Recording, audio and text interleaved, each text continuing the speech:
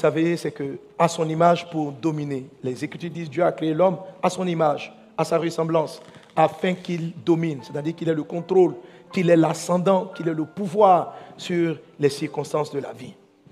Et entre autres choses que Dieu veut que tu domines, ça veut dire Dieu veut que tu domines tous les trésors qu'il a cachés pour toi dans des personnes, en toi-même. Dieu les a cachés. Je disais le dimanche dernier qu'il y a des choses dans le monde invisible que nous ne percevons pas, que nous ne savons pas. La Bible en parle. On a des flashs comme ça dans la parole de Dieu. Mais il y a des réalités auxquelles les humains sont confrontés. Et Dieu nous a donné son caractère. Car quand Dieu dit créer un homme à notre image, ça veut dire que Dieu a créé l'homme avec le caractère de Dieu. L'image de Dieu, c'est son caractère. La ressemblance, ce sont les œuvres de Dieu. Amen. Donc ressembler à Dieu, être à l'image de Dieu, c'est être comme Jésus était. Quelqu'un est à l'image de Dieu parce qu'il aime comme Jésus. Quelqu'un est à l'image de Dieu parce qu'il pardonne comme Jésus. Quelqu'un est à l'image de Dieu parce qu'il a la joie comme Jésus. Quelqu'un est à l'image de Christ parce qu'il est patient comme Jésus. Et il y a 9 éléments qu'on retrouve, sinon 8, parce que l'élément principal, c'est l'amour. Amen. C'est l'amour. Le fruit de l'esprit, dit les Saintes Écritures, c'est l'amour. 2 points. La paix, la joie, la patience, etc. Et ce sont ces différents points du caractère de Jésus-Christ que nous sommes en train d'étudier. Nous sommes sur le caractère de la patience. Alléluia. Si la joie, le caractère de la joie vous permet de vaincre la dépression, vous permet de vaincre les maladies, la patience, si vous la développez, vous allez voir toutes les ressources, tous les trésors qui sont en vous et qui vous êtes. Autrement dit, vous allez savoir ce que vous valez réellement, qui vous êtes réellement. Parce que vous ne vous connaissez pas, tu ne te connais pas. Il y a une partie de toi qui t'est totalement cachée. Dieu dit en Jérémie chapitre 1, Dieu dit à Jérémie en Jérémie chapitre 1, verset 5, il dit, avant que tu ne naisses, avant que tu ne sois formé dans le sein de ta maman, je te connaissais, je t'avais établi prophète. Dans le monde physique visible, le prophète Jérémie était un sacrificateur. Quand on va lire le verset 1 de Jérémie 1, il a dit qu'il était un sacrificateur. Mais dans l'invisible, avant qu'il ne soit formé, Dieu l'avait établi prophète. Et ce don-là, ou bien cette grâce, lui donnait le pouvoir de pouvoir arracher. C'est ce qu'il dit au verset 10. Parce que tu es établi prophète, tu peux arracher certaines puissances. Et puis tu peux bâtir. La vraie valeur de ce que tu es, tes parents ne le connaissent pas. Toi-même, tu l'ignores. Parce que c'est quelque chose qui est décidé avant ta naissance. La vie d'un homme ou l'épanouissement d'une personne consiste à aller retrouver ce que Dieu a dit de lui, ce que Dieu a fait de toi, avant que tes parents même ne te connaissent. Avant que Jean-Baptiste n'apparaisse sur la terre, Dieu avait déjà donné son nom, sa mission à son papa. Maman Élisabeth, sa mère, n'était même pas encore enceinte de lui, que ça a dessiné, les choses importantes de sa vie étaient tracées. Mais croire que c'est parce que les choses ont été écrites avant votre naissance qu'elles vont se dérouler facilement, c'est une erreur. Satan va faire tout pour combattre votre destinée. Il va faire tout pour vous en éloigner. Alors donc, toutes ces choses-là sont cachées, même à votre conscience. Le caractère de Dieu, le caractère de Jésus qui va te permettre de faire ressortir tous ces trésors, c'est la patience. Tu dois être patient. Tu dois être patient. Alléluia. Tu dois travailler la patience. Amen. Sois patient. Sois patient.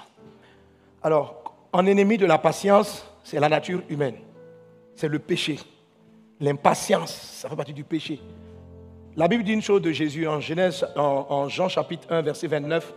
Quand Jean-Baptiste présente Jésus, il dit, voici l'agneau de Dieu qui ôte le péché du monde. Souvent les chrétiens oublient, on voit que Jésus seulement, on pense que Jésus efface les péchés. Jésus n'efface pas, Jésus enlève le péché. Jésus enlève.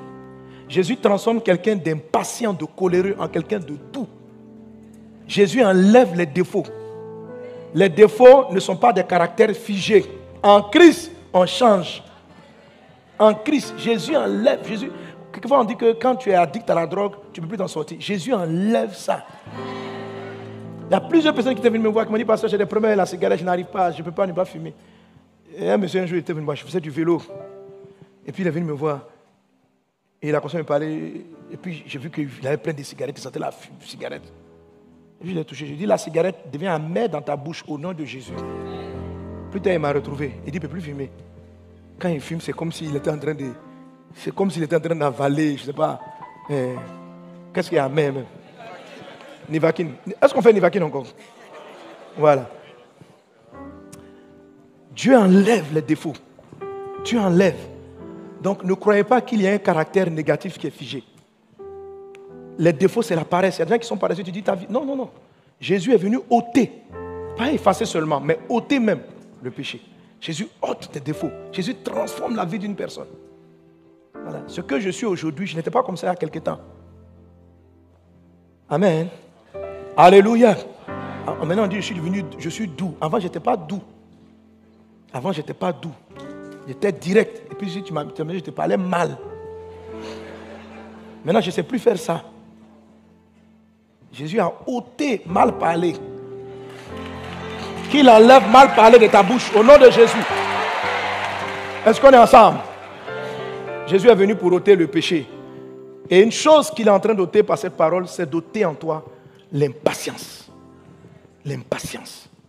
Sous toutes ses formes. L'impatience est un puissant esprit diabolique qui est sur la terre. Et qui font que les hommes se détruisent les uns les autres, ne s'apprécient pas eux-mêmes. Les gens sont impatients envers eux-mêmes. Ils sont impatients envers les autres. L'impatience, c'est le fait qu'on veut tout de suite et maintenant. On veut ce qui est beau, tout de suite et maintenant. Ce sentiment-là qui anime les gens, qui les font courir, est un sentiment, est une attitude qui vient contre tout le processus de création de Dieu, toute la manière de faire de Dieu. Vouloir aller vite, vouloir les choses vite, tout de suite et maintenant, ça vient à l'encontre de toute la façon dont Dieu procède. Dieu évolue par processus. Dieu ne crée pas le parfait au début. Le parfait est une évolution. Dieu a créé l'être humain pour qu'il marche, mais l'homme ne commence pas à naître en marchant. Dieu a créé l'être humain pour qu'il parle, mais l'homme, lorsqu'il naît, il ne parle pas. La parole est une capacité qui va se développer au fur et à mesure. Mais est-ce qu'un bébé a la parole en lui? Oui. Mais est-ce qu'il ne parle pas? Il ne parle pas. Mais ça ne veut pas dire qu'il ne parle pas. La parole est en lui. Il faut juste patienter. Et puis continuer de lui apprendre à parler. Et tu vas te rendre compte qu'il y avait le trésor du langage caché en lui. Alléluia. Il faut de la patience. L'impatience, c'est quelqu'un qui arrive, c'est une maman qui a un enfant qui est 6 mois, qui est en train de pleurer, qui va voir le docteur pour dire il y a un problème. À 6 mois, mon enfant ne sait pas s'exprimer, je ne sais pas qu'est-ce qui lui arrive. Il ne peut même pas tenir une discussion. Tous les autres enfants du quartier tiennent une discussion. On va te dire tu es folle. La société est devenue folle. Oui. Nous attendons des résultats maintenant qui ne sont pas possibles. Parce que la nature, Dieu a mis des process. Il y a des choses que les femmes attendent de leur mari, que les maris attendent de leur femme, qui n'ont pas. Donc tu ressembles à la femme qui se plaint de l'enfant qui pleure, qui ne parle pas bien à 6 mois. Tout est une affaire de progression. Et il faut connaître le temps des choses. Et la patience, ce n'est pas le fait d'attendre de manière indéterminée. La patience, c'est le fait de savoir respecter le processus d'évolution de Dieu. Alléluia. Amen.